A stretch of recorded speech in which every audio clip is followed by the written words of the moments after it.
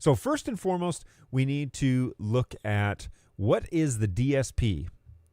Okay, the DSP is a digital signal processor. It's the brain of the network that is behind the installation. Every Dante network needs to have a DSP because the DSP is basically the thing that will route the data for the Dante. The ones and zeros will be able to route it to and from the receivers and the transmitters. So what did we go with? Well, we went with a unit known as a Symetrix Radius. Now this one, sorry, I don't know why it muted my channel. This one is an NX model, which is kind of the current one that they have available. There's also another level known as the EX, I think. But anyways, it's not on their website. This is this is kind of like the flagship, if you will, which is what they say here, of the Symetrix DSPs. And what you can do with this is you can integrate Dante signals and analog signals into the same interface and then route them in and out any way that you want. So we can bring in analog systems and have them going out Dante headsets. We can bring in Dante signals and have them going out analog systems and more. There's a lot more to it than just that. But that is the base. So we went with a Symetrix Radius, not the NX model. And the NX model is the one that has the AEC module to it, which is the echo cancellation.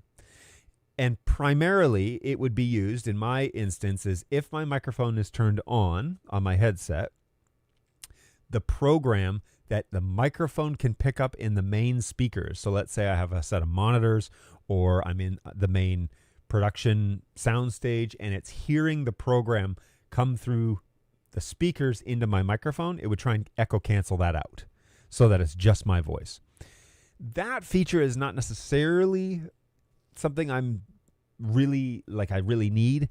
What I really need is a far more flexible intercom system. And so that's why we went with this one. And we were able to buy it on eBay for a fairly inexpensive price. And so I didn't know if this was going to work. I didn't want to buy a brand new one and then be roped into, you can't actually even buy these brand new from B&H or anybody like that. You have to go through one of their sales guys. So finding one online can be a little bit tricky. Now, they make other models that would do the same thing if you didn't necessarily need all of these inputs and outputs, okay? So these are analog inputs and outputs on the back of this unit. But the digital signal processor, the Prism, comes in various models. Now, you can see here that it's got a bunch of different models.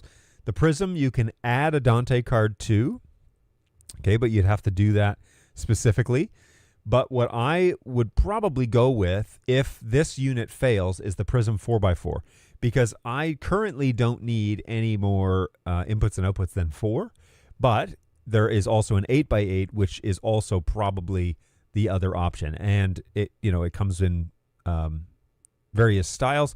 I do like that this is a 1U rack mounted unit and that you have a network port and a Dante port, and it works really well for this. So this unit, the Prism 8x8, would do the same thing that we're talking about here with the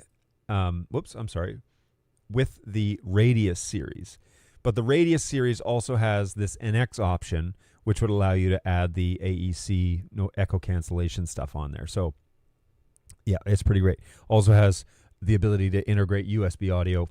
So if you have a computer, you want to plug it in directly to this thing, then this can bring in and out USB audio into a computer. So that's very handy as well.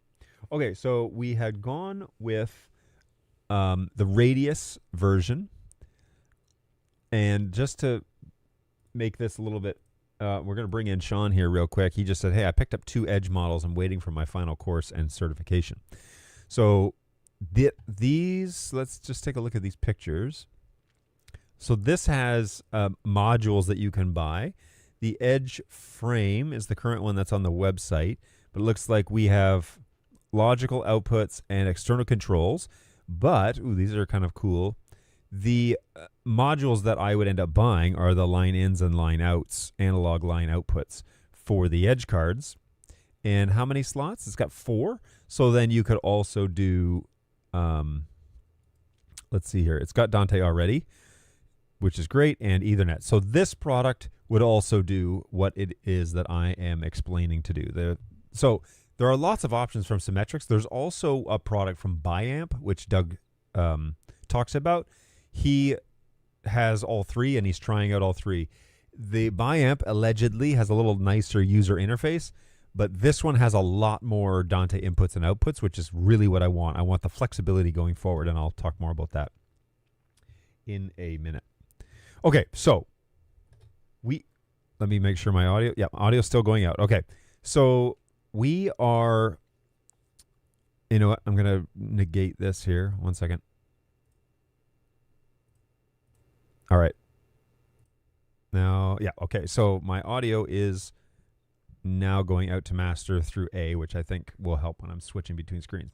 Okay, so we're using the Symetrix Radius, and that has proven to be pretty good. Now, we bought a used one, which means that I don't know how much life I've got left on it, and it got pulled out of an install. Now, Symetrix is in a lot of spaces that are commercially driven, lecture rooms, conference rooms, hotels, houses of worship, but you definitely have to, like Sean is saying here, if you want to buy from them and that sort of thing, you need to be certified to do that. I am not certified.